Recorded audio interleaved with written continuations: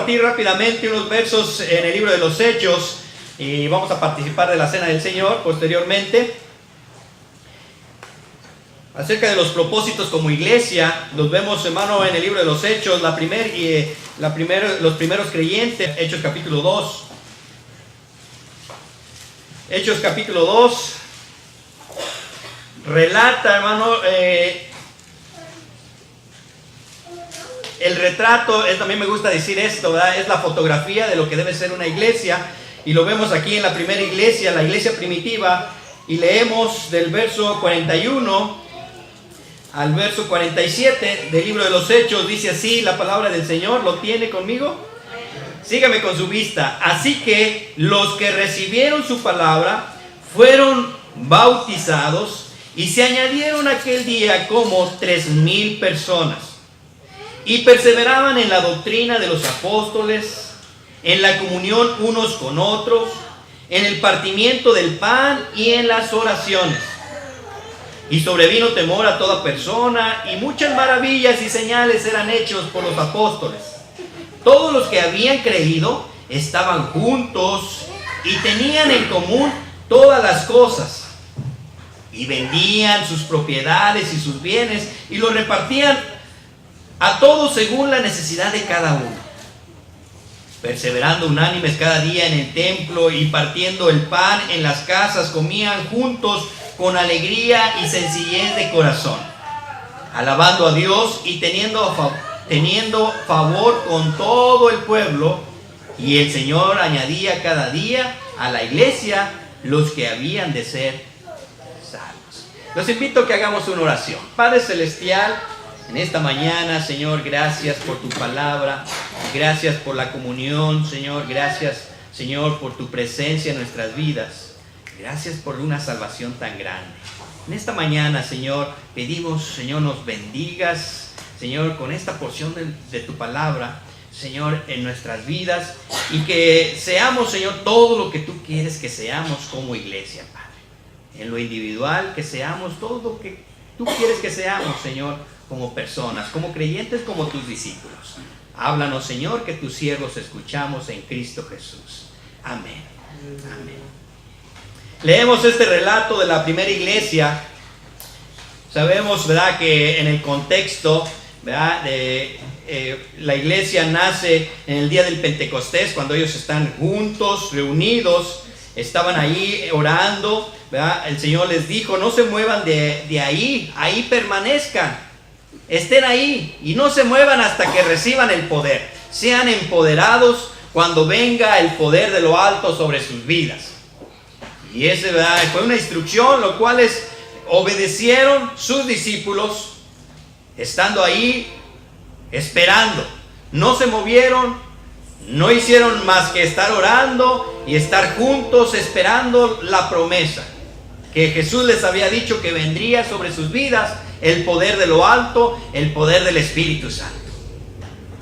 Dice la palabra del Señor que de repente, ¿verdad?, estando ellos ahí, vino un gran estruendo, y vino, hermano, señal, ¿verdad?, sobrenatural, y todos fueron llenos del Espíritu Santo en aquel lugar. 120 personas que recibieron el poder de Dios sobre sus vidas, manifestado en maneras, ¿verdad?, de lenguas de fuego sobre sus vidas.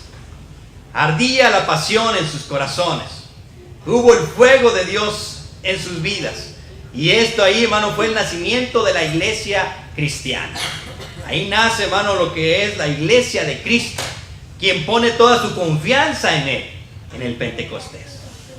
Y en nosotros ahora mismo, ¿verdad?, los creyentes del siglo XXI, podríamos tal vez decir, bueno, ¿cómo debe ser la iglesia? Ahí podemos cada quien tener nuestra idea, podríamos tener nuestros propios conceptos, ¿verdad?, de lo que debe ser una iglesia. Pero la verdad es que Dios tiene propósitos establecidos en su palabra de lo que debe de ser su iglesia.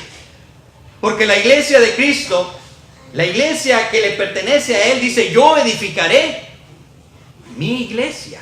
Él la edifica. ¿Y sobre qué la edifica? ¿Sobre programas? ¿La iglesia estará edificada sobre programas? ¿Estará edificada sobre metas? ¿Estará edificada sobre planes? Claro que no, tiene que estar edificado en algo que permanezca, en algo sólido, en algo divino, en el poder de Dios. Entonces tiene que estar fundada sobre los propósitos de Dios, sobre los propósitos que Dios quiere para su iglesia, y los vemos, hermano, en su palabra, esos propósitos. Aquí los vemos precisamente en esta porción de la Escritura. Vemos cuáles son los propósitos de la iglesia.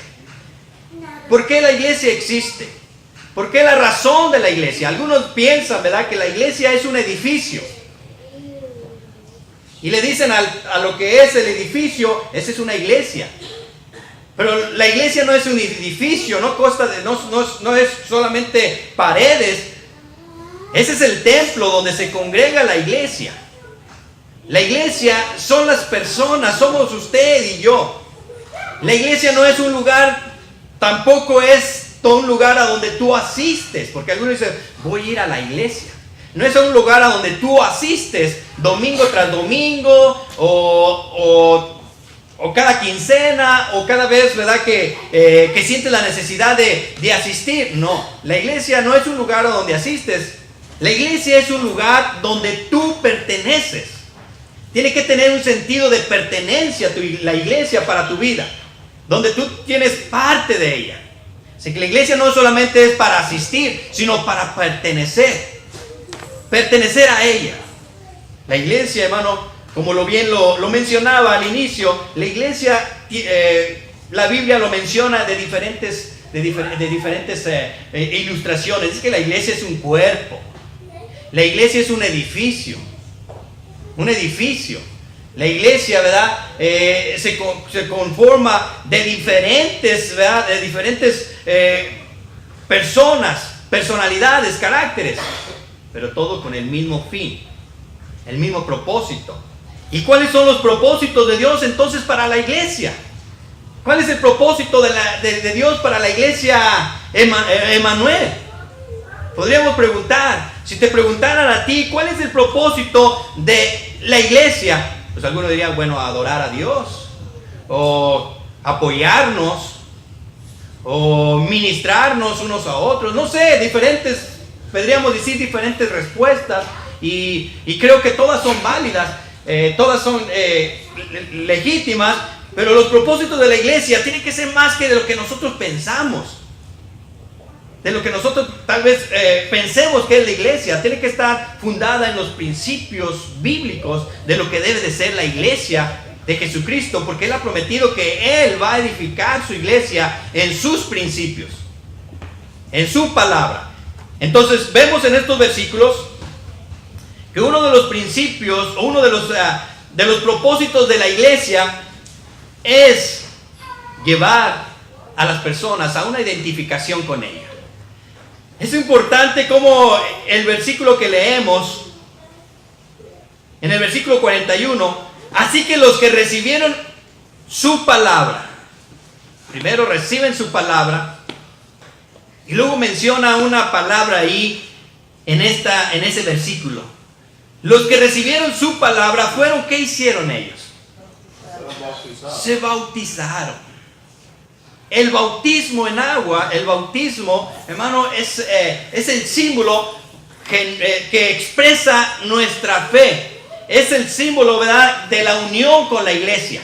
Si tú no te has bautizado, ¿verdad?, no te has identificado públicamente delante de una congregación de tu fe. Por eso inicia este versículo, creo que es muy intencional, donde dice, reciben su palabra, o sea, que han creído, han recibido su palabra, han recibido el mensaje de Jesucristo en sus vidas, y luego dice que ellos se bautizaron. Así que el primer principio, el primer propósito de la iglesia es, ¿verdad?, una identificación de los creyentes a la familia de Dios. Efesios 2:19 dice esta porción de la escritura, ¿verdad?, que ya no somos extraños ni advenedizos, ya no somos extranjeros, sino somos conciudadanos y miembros de la familia. Nótese cómo la palabra dice que es la iglesia, es una familia. Y es a través del bautismo que nosotros nos identificamos como miembros de esa familia de fe, la familia de Dios, la familia eterna de Dios. Todas las familias son temporales. Es muy hermoso la idea de pensar, ¿verdad?, que allá en el cielo vamos a tener, ¿verdad?, también ese amor familiar. Pero allá en el cielo, hermano, ya no va a haber esa diferencia, sino todos seremos iguales.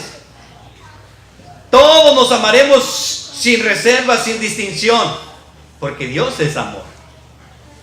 Y el amor, hermano, de Dios no pasa. Él continúa, así que en el cielo vamos a seguir, hermano, amándonos ahora con un amor perfecto, un amor genuino. Así que ya no va a hablar, ¿verdad?, que yo amo a mi hijo y al otro niñito no, ¿verdad? A este niño no, sí lo quiero, pero allá habrá un amor genuino, el amor, ¿verdad?, perfecto de Dios en nuestras vidas obrando. Y allá en el cielo, hermano, permanece una familia, y esa es la familia de Dios. La familia de Dios. Allá solamente va a haber una sola familia, y es la familia de Dios. Por eso usted, ¿verdad?, a lo mejor no hemos entendido, ¿verdad?, o tal vez no nos hemos meditado un poquito por qué a veces en nuestras reuniones se menciona mucho la palabra hermano. Y dice, ay, pues ahí vamos con los hermanitos, ¿verdad? Dice, ahí está muy con...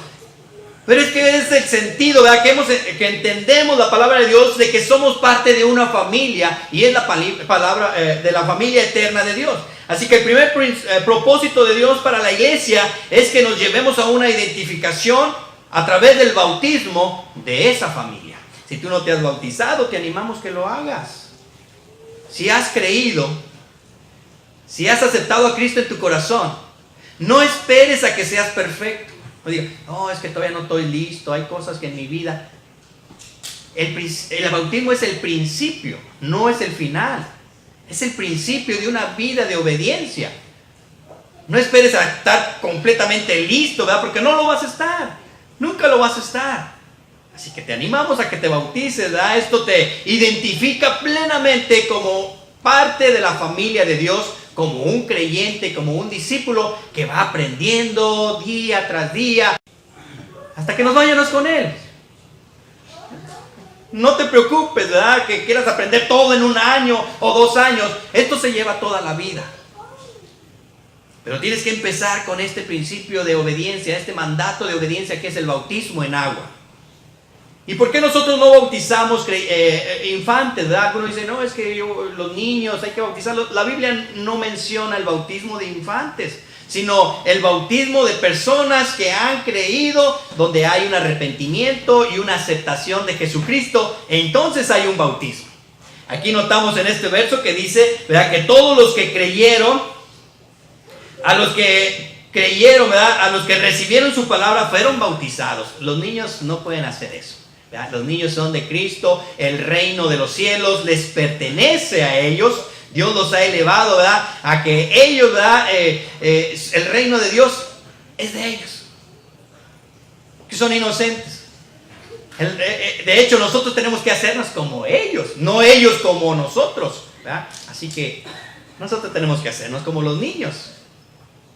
Y por eso no bautizamos niños, sino más bien el bautismo es para aquellos que hemos creído, para identificarnos como iglesia. El segundo propósito de la iglesia lo vemos en el siguiente versículo.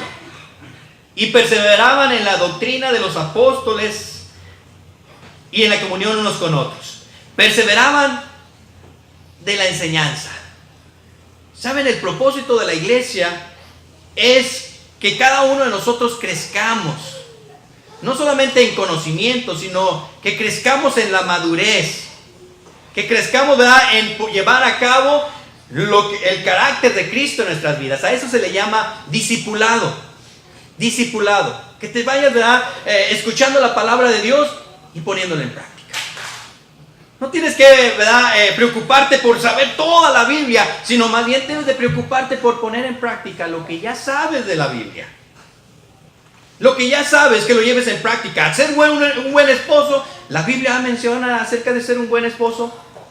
Claro que sí, ¿verdad? Dice, Enfóquense en ser buenos maridos, amen a sus esposas.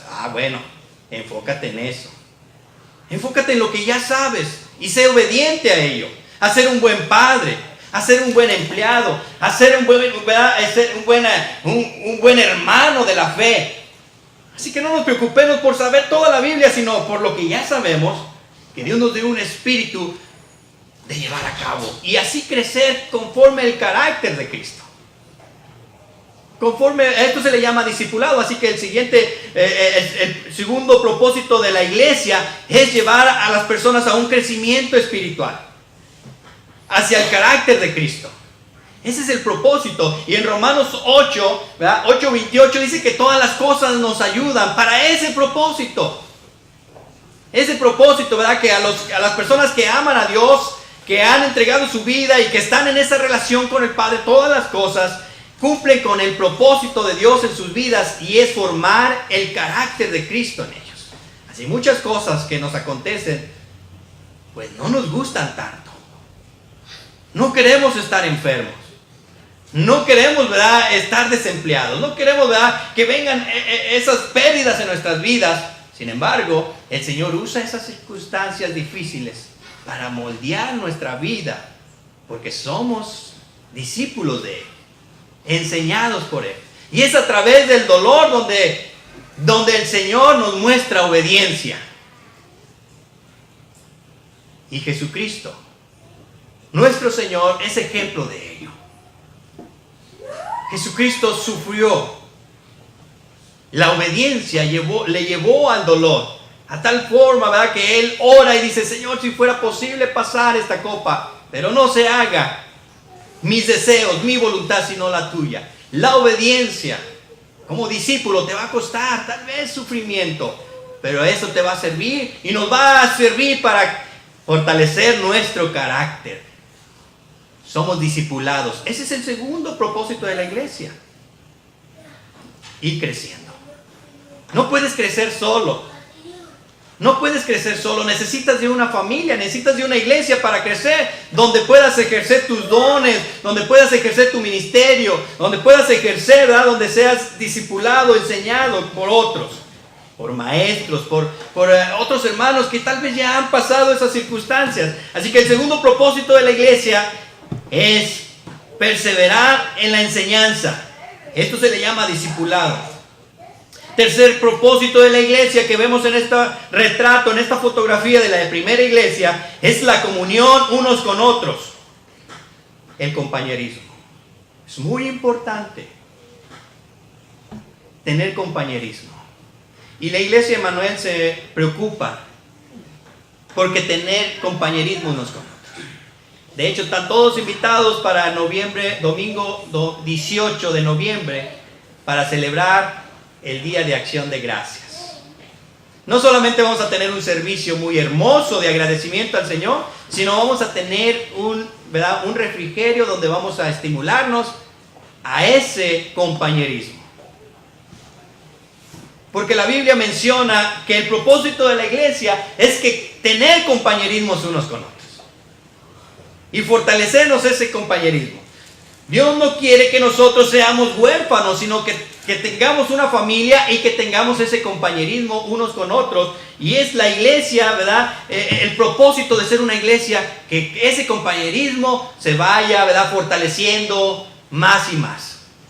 ¿Y cómo se va a llevar a cabo esto? Bueno, llevando a cabo intencionalmente, ¿verdad?, reuniones que estimulen a este compañerismo, que estimulen a que se haga compañerismo, ¿verdad? En años pasados hemos hecho campamentos donde hemos ido a la naturaleza y hemos participado, ¿verdad?, de ir a nadar, de ir a incursionar, y esto fomenta un compañerismo. Algunos, ¿verdad?, dicen: no, yo no quiero, a esto para mí no va.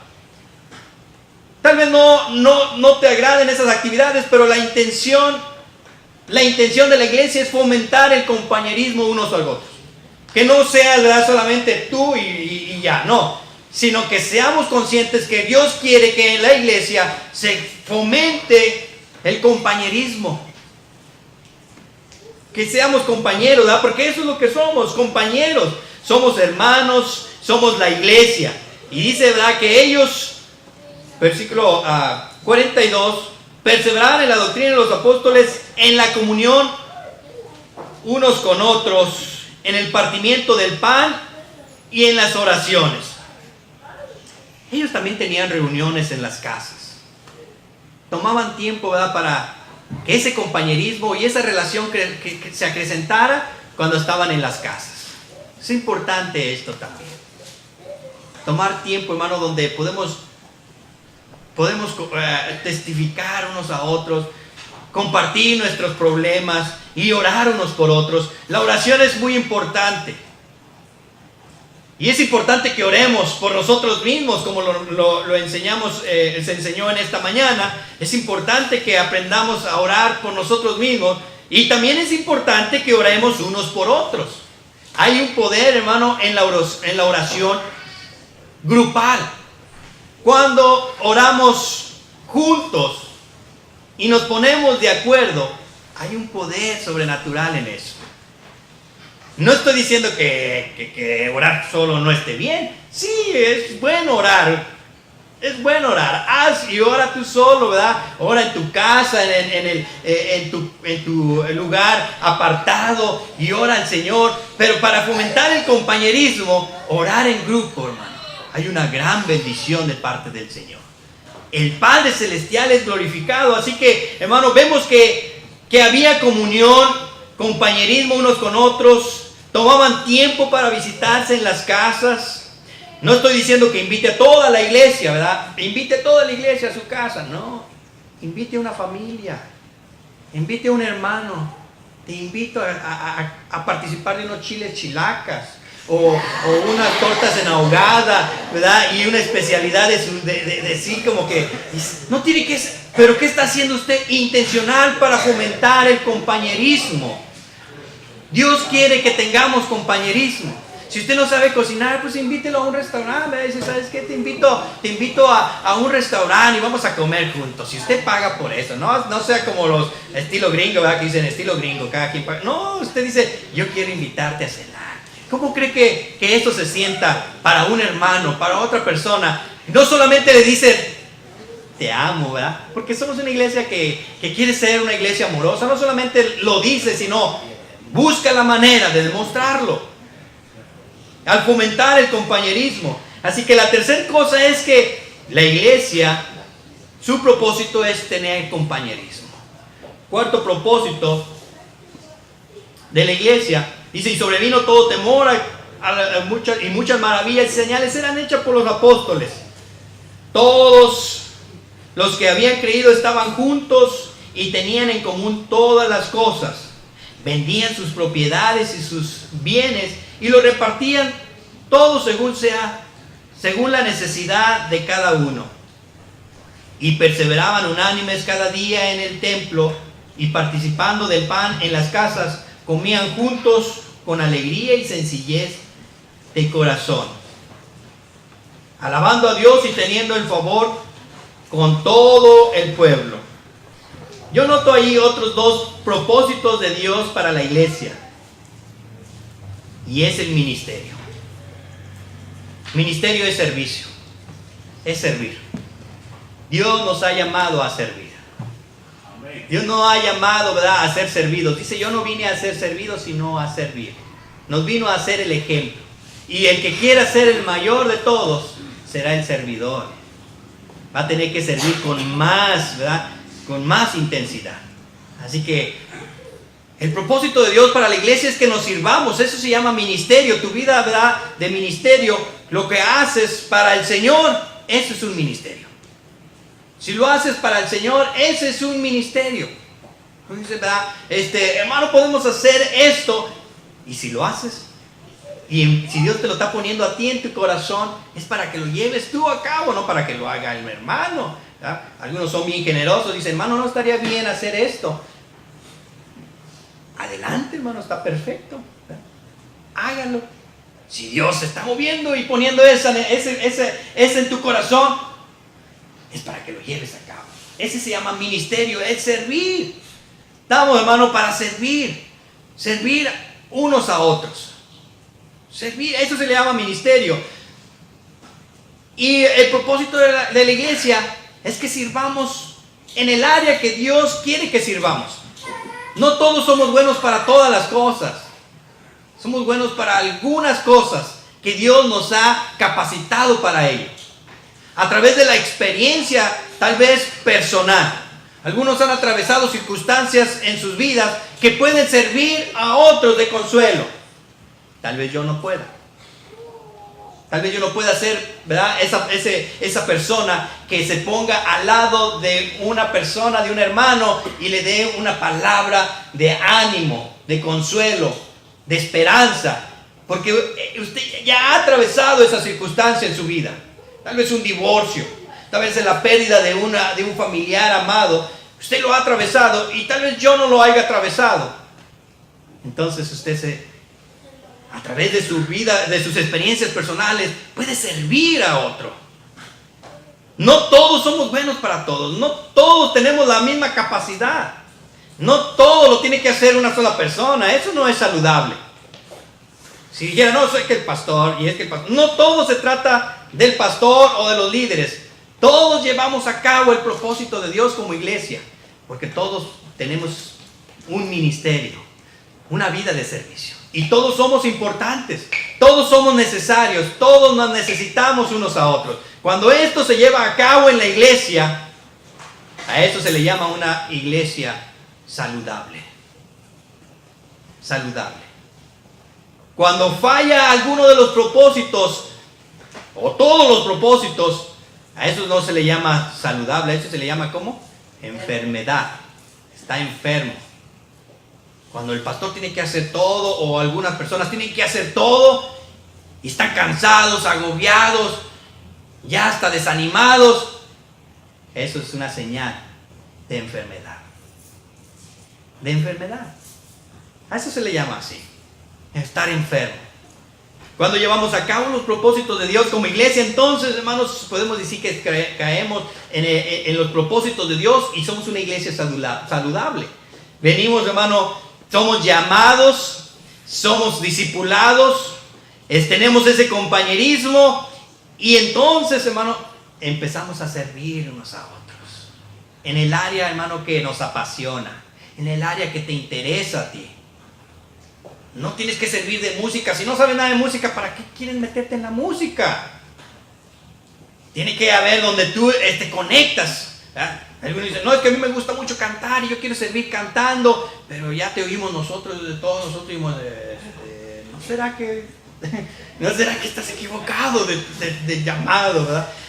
Por eso es importante la iglesia, ¿verdad? Porque es donde tú te conectas, donde tú dices, aquí quiero servir, aquí yo quiero, ¿verdad?, servir con todo mi corazón.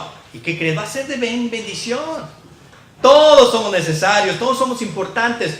En la ilustración de la iglesia como cuerpo, el apóstol Pablo habla acerca de esta metáfora del cuerpo y dice que hay órganos que no se ven. Y los que no se ven son más importantes aún que los órganos externos. Pero pensaríamos, ¿verdad?, que una mano es importante. ¿Será importante una mano? Sí, es muy importante, ¿verdad? Y más la derecha No, sí, son importantes las manos. Pero podemos sobrevivir sin una de ellas, ¿verdad? Podemos sobrevivir sin una mano. Podemos sobrevivir sin un pie, ¿verdad? Nos limita, sí. Son importantes, pero podemos sobrevivir. ¿Pero puede usted sobrevivir sin corazón? No, ¿verdad? No puede sobrevivir sin corazón, ¿no? No puede sobrevivir. Puede sobrevivir, ¿verdad?, sin los pulmones. Son órganos vitales, los cuales no se ven, no están externos. Y a veces pensamos que los externos son los valiosos. No, los valiosos son aquellos, porque Dios les ha dado más gloria. Los ha cubierto con más gloria. Así que si tú solamente estás ahí en tu banca y dices, yo quiero orar para que los propósitos de Dios para la iglesia Emmanuel se lleven a cabo y sea una iglesia de bendición, sea una iglesia que bendice la comunidad, ¿qué crees? Estás llevando a cabo un ministerio. Te estás uniendo a los planes de la iglesia de Dios y Dios te bendice tu vida y bendice la iglesia. Y es de suma importancia que ores por ello. Que ores por el que comparte la palabra y que enseña, y por los ministerios, y que estés ahí con ferviente, ¿verdad? Amor orando por los ministerios. Así que, ¿verdad? Todos tenemos una área donde podemos servir. Todos. No necesariamente tiene que ser aquí en el templo. Aquí es muy limitado. Solamente algunos participamos. Pero tenemos una gran área muy extensa de donde poner en práctica nuestra vida de ministerio. Porque el propósito de la iglesia es servir. Ese es el cuarto propósito. Y por último, el propósito de la iglesia es el evangelismo, hermanos. El evangelismo. Tenemos una comisión que solamente la iglesia puede llevar a cabo. Hay grandes compañías, Microsoft, hay grandes compañías, la Coca-Cola, grandes monstruos, ¿verdad? de instituciones, pero ellos no pueden compartir el evangelio. Ellos no son eternos. Ellos van a pasar algún día. Aunque tengan que sean grandes compañías, nada es para siempre. Pero la iglesia sí es para siempre. Y la iglesia, solamente la iglesia, tiene la misión más importante en la tierra, y es compartir el evangelio. Nadie más lo puede hacer, solamente la iglesia. Se le ha encomendado la gran comisión en Mateo 28. Es tu comisión, es nuestra comisión, es mi comisión, tu comisión. La comisión de la iglesia es ir y predicar el evangelio, ir y alcanzar a otros y compartirles la buena noticia. Eso es un propósito de la iglesia. Si no lo estamos llevando a cabo, entonces es una iglesia enferma. No podemos decir que es una iglesia saludable, sino una iglesia que tiene, ¿verdad?, enfermedad en su cuerpo, porque no está compartiendo. No está compartiendo la verdad del evangelio para salvación de las personas. Así que el quinto propósito de la iglesia es el evangelismo. Esa es tu comisión, es mi comisión. Y dice aquí el versículo 46, perseveraban unánimes cada día en el templo, partiendo el pan, ya dijimos, compañerismo, con alegría y sencillez de corazón, alabando a Dios y teniendo favor, ¿con quién? Con todo el pueblo. A eso se le llama evangelismo.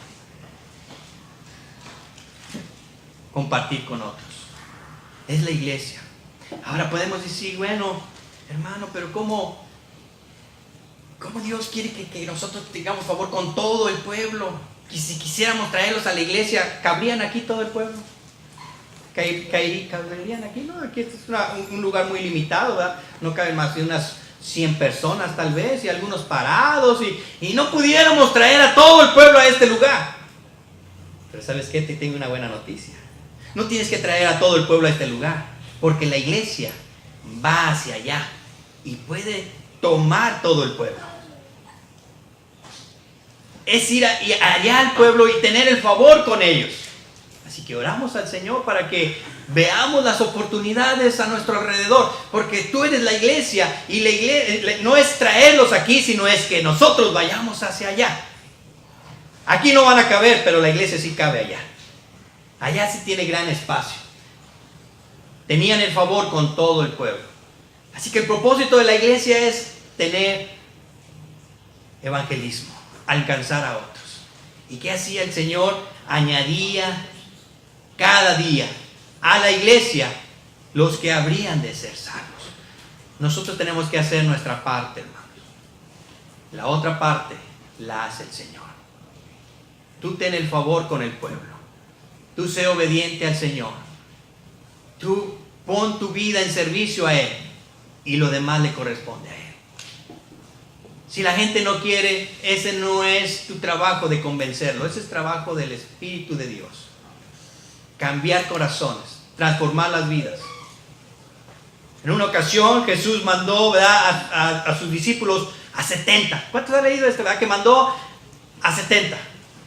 Y hay una parte ahí donde dice, cuando vayan a la casa de gentiles, no se detengan ahí. Solamente los mandó a ciertas casas. Y él se pregunta, ¿pero por qué? ¿Por qué no mandó a todos? Porque Dios quería que fuera. Jesús fue específico.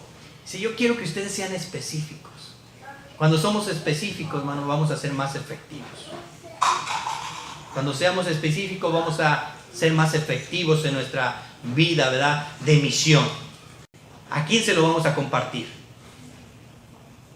Que nos preocupemos por esa persona a la que le queremos hablar. Pero si solamente vamos así como que a todo en general, no estamos preparados. Hijo, no se preocupen por ellos. Ellos tienen un tiempo. Yo quiero que vayan a estos específicos. Así que ellos sabían a dónde iban a ir. ¿Sabes tú a lo que Dios te ha llamado que alcances? ¿A quién les tienes que compartir? ¿A quién les tienes que hablar? Bueno, te preparas para hacerlo. No se trata de lo que tú tienes, a lo mejor ni siquiera Dios te manda para que en principio, ¿verdad?, solamente escuches y empiezas a aprender de todo lo que les preocupa, de todo lo que está pasando en sus vidas. Y entonces Dios dice, ahí quiero que trabajes. Háblales de mí. Pero a veces no los escuchamos, solamente queremos que nos escuchen. Escúcheme lo que tengo que decirles y no les damos oportunidad. Así que primero nos interesamos por ellos porque sabemos a quién queremos alcanzar, a quién queremos hablar. Le pedimos a Dios, danos esa palabra que va a ser de bendición a esta persona. Somos específicos. Cuando somos específicos vamos a ser más efectivos. Esa es nuestra vida, ¿verdad?, de misión como iglesia. Podemos seguir creciendo. Póngase de pie, hermano. Damos las gracias al Señor. Queremos llevar a cabo estos propósitos.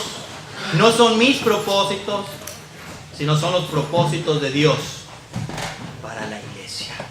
Y están en la Escritura. Aquí solamente miré el libro de los Hechos, pero estos mismos propósitos los podemos encontrar a lo largo de la palabra de Dios. Los propósitos de Dios para su iglesia son esos. Y hay un quinto propósito para la iglesia, y esto se le llama adoración. El propósito de Dios, de la iglesia, de Dios para la iglesia, es la adoración. En el gran mandamiento,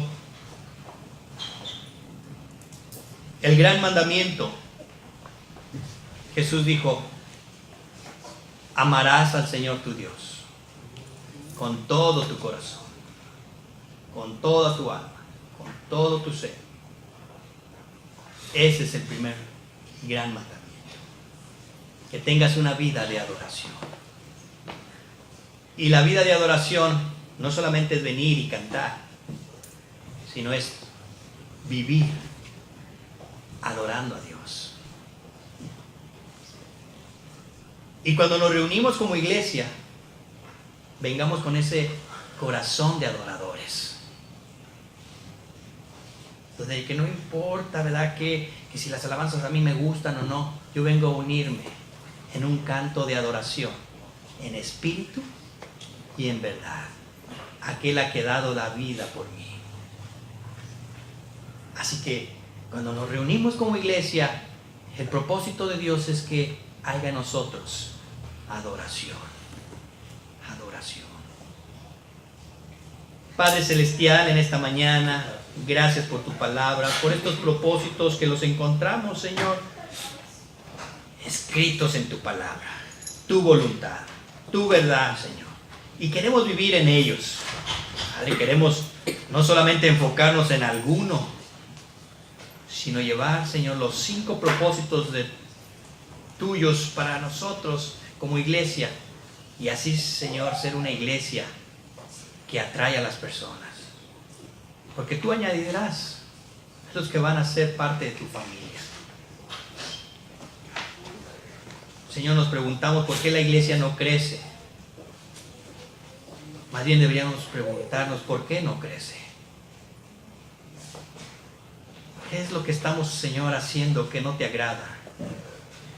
Queremos llevar, Señor, una iglesia saludable para ti. Una iglesia que haya adoración genuina, de corazones agradecidos. Queremos, Señor, llevar una vida de compañerismo entre nosotros. que las diferencias que tenemos no sean las que nos dividan, sino las que nos fortalezcan, y que seamos, Señor, fortalecidos por las mismas diferencias, porque nos necesitamos unos a otros. Llevar, Señor, una vida como iglesia de evangelismo, teniendo en claro que es nuestra misión en la vida. Eso no lo vamos a poder hacer en el cielo. No podemos compartir las buenas nuevas en el cielo. Eso es aquí, Señor, en la tierra. Queremos hacerlo, Padre, durante nos prestes aliento de vida. Compartirlos con el círculo de influencia que tenemos. Tal vez sea nuestros compañeros mismos de trabajo, tal vez sea nuestra propia familia, nuestros hijos, nietos, aquellos que todavía no te conocen, todavía no llevan una relación íntima contigo. Señor, queremos ser nosotros el canal que tú usarás para compartir la buena noticia de que tu Hijo murió por sus pecados, por mis pecados, para darnos vida, para darnos una vida abundante, para darnos una vida eterna. Todo está pagado. Es un regalo. Ayúdanos, Señor, a hablar tu palabra con denuedo, con valor, con valentía, a no retroceder, a no acobardarnos. Señor, muchas veces la persecución en la iglesia ha sido, Señor, la explosión que tú usas para la extensión de tu palabra. Nosotros no tenemos eso. Pero no necesitamos persecución para compartir con otros. Queremos tu poder, ser inundados con el poder de lo alto, con pasión, con amor hacia los demás. Gracias, Padre, porque tú te has visto en nosotros, has puesto en nosotros tus ojos y quieres usarnos como iglesia.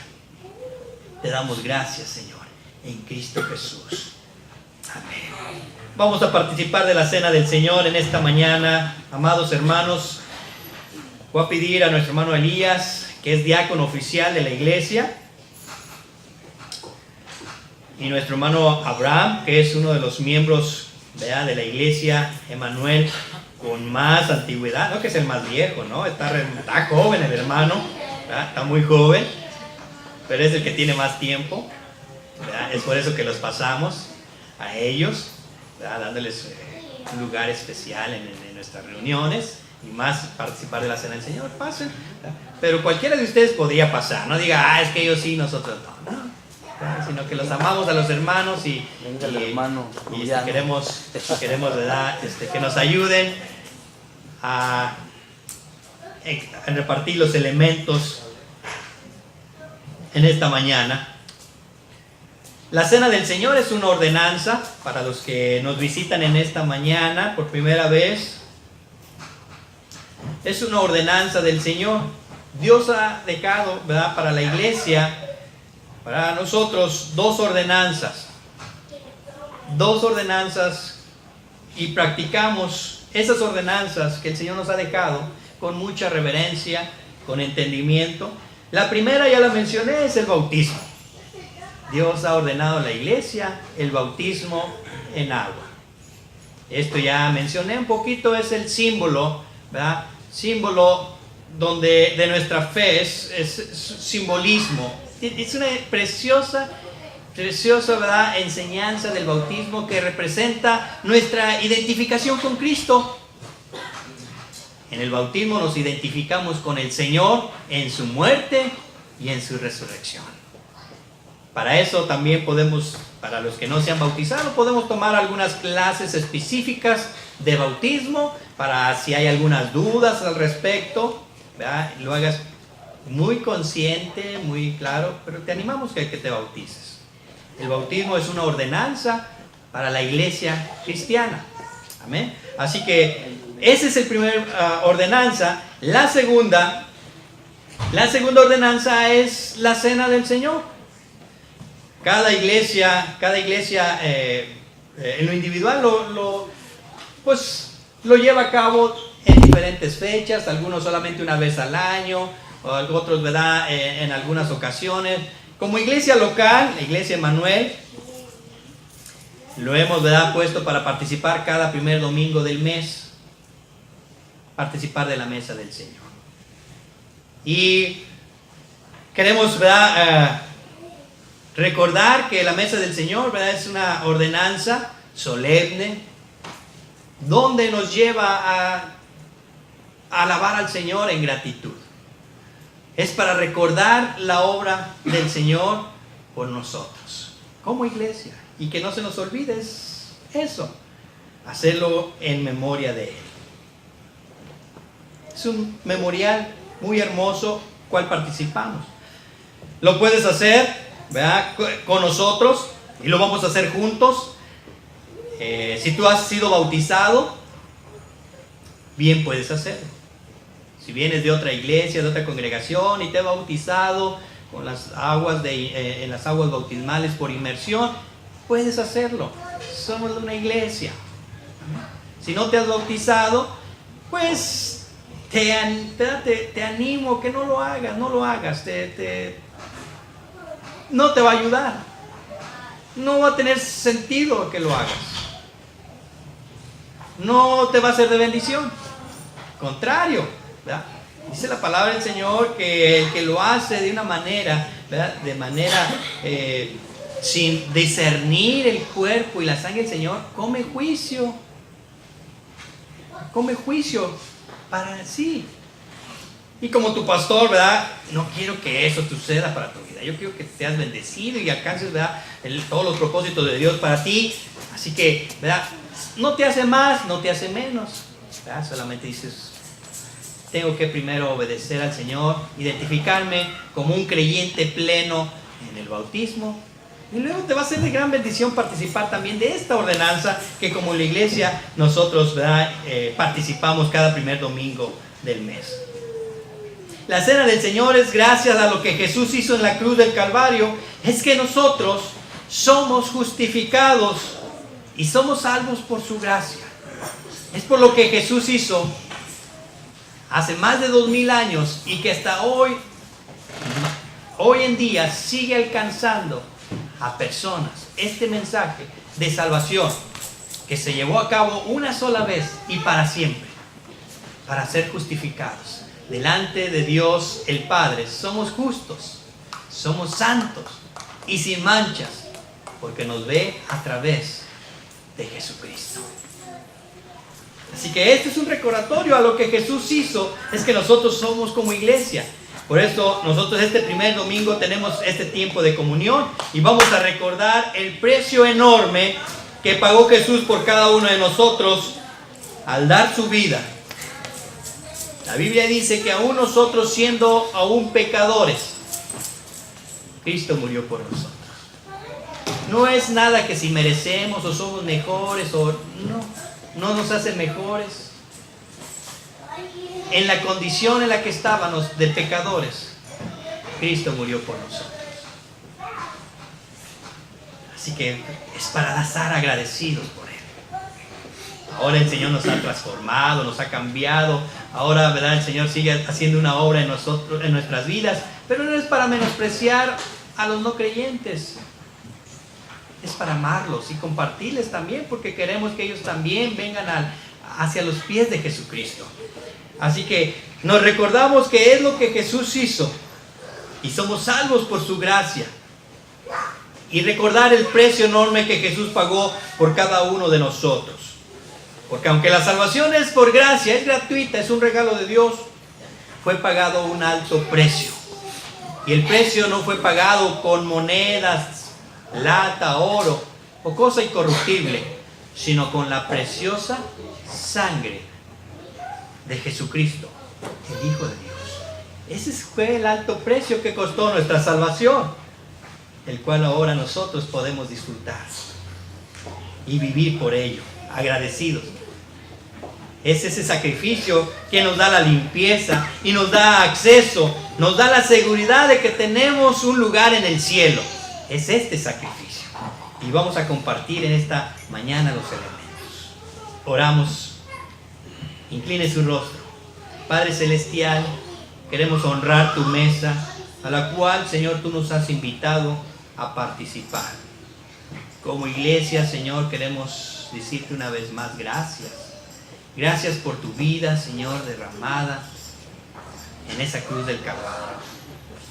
Gracias por tu sangre preciosa que nos limpia de todo pecado.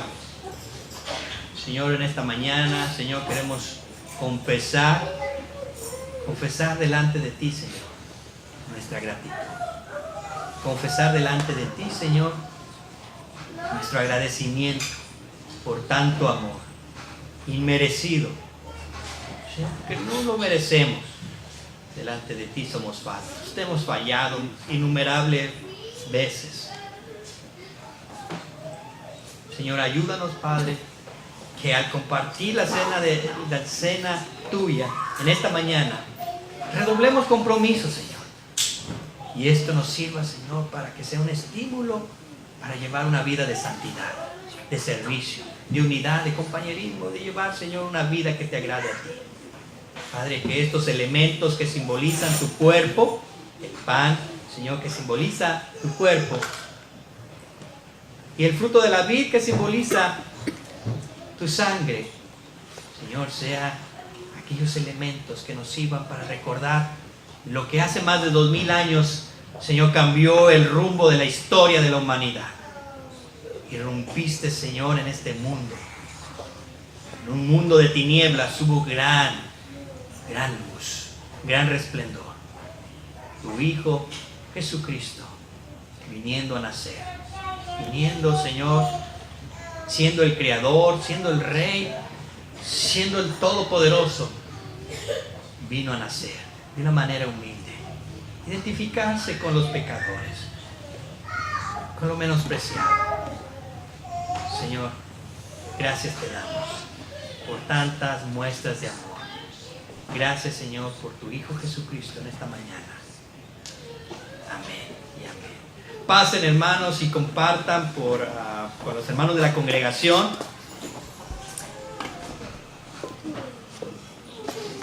Y no los ingieran, ¿verdad? Hasta que lo hagamos todos juntos. Vamos a hacerlo juntos. Cuando yo se los indique, entonces tomamos, ¿verdad?, los elementos. Así que no los ingieran ahí manténgalos hasta que yo se los indique para hacer la comunión juntos. Amén.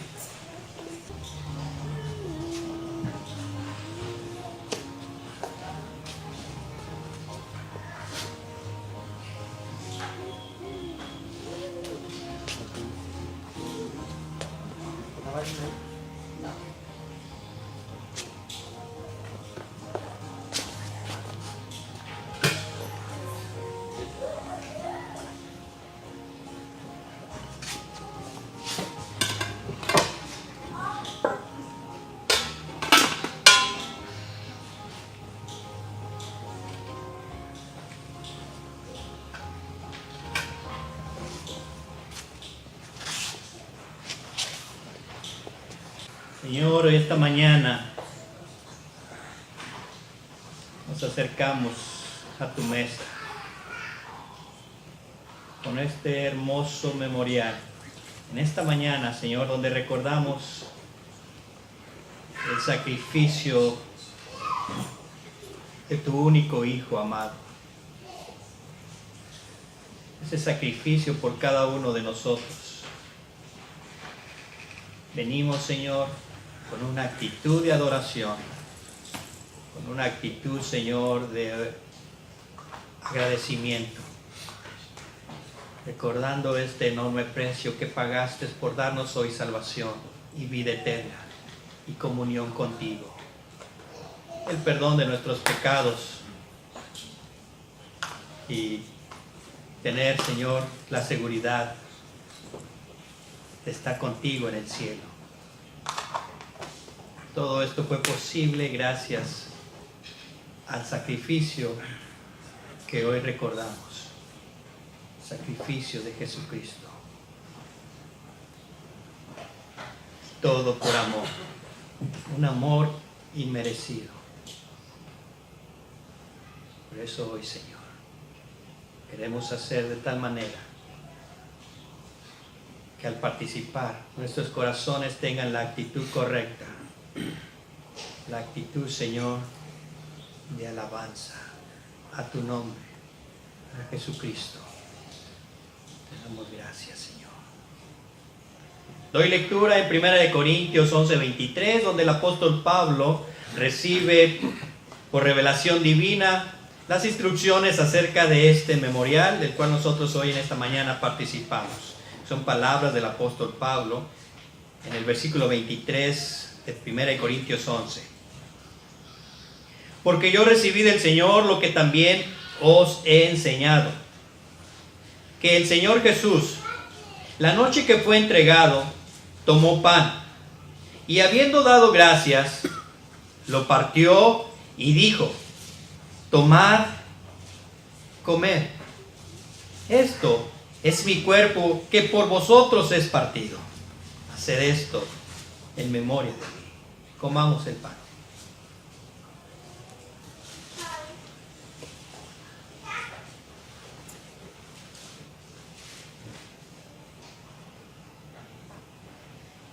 Te alabamos, Dios Todopoderoso,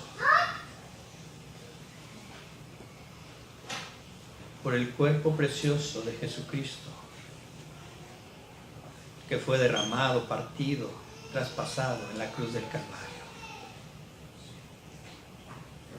El castigo de nuestra paz fue sobre él. Sus pies traspasados, sus manos, Señor, colgaban de ese madero, abiertas para recibirnos, Señor. Manos que sanaran al enfermo, manos que tocaron al necesitado. Ahora ahí en esa cruz traspasadas por nuestra culpa, por nuestra rebelión, por nuestro pecado. Por eso hoy, Señor, reconocemos tu señorío en nuestras vidas. Te agradecemos tal muestra de amor que supera nuestro entendimiento. Amén. Asimismo, tomó también la copa después de haber cenado, diciendo: esta copa es el nuevo pacto en mi sangre. Hacer esto todas las veces que la bebieres en memoria de mí. Tomamos la copa.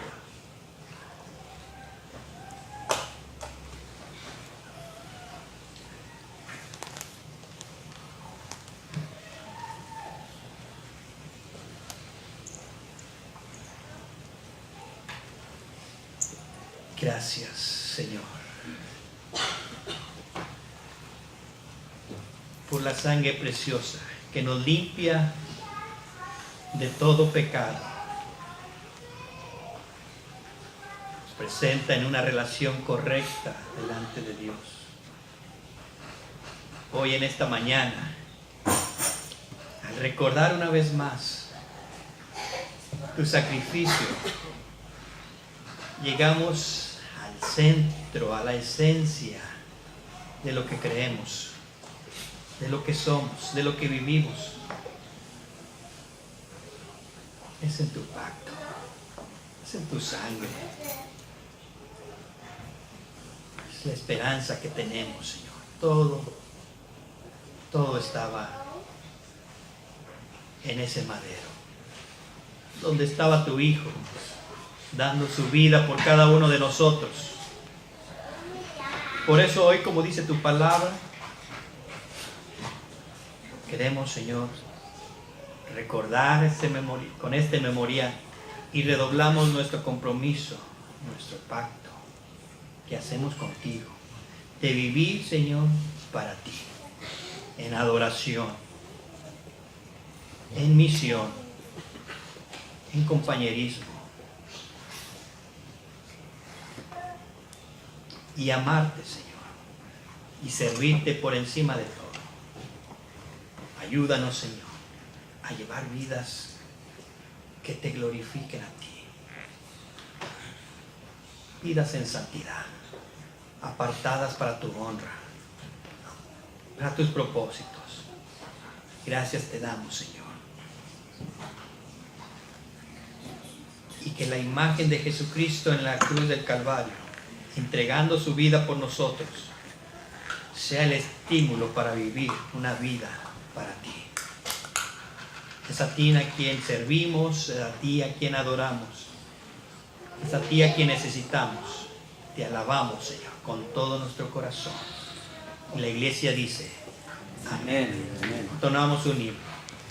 Así pues, todas las veces que comieras este pan y bebieras esta copa, la muerte del Señor anunciáis hasta que Él venga por segunda vez.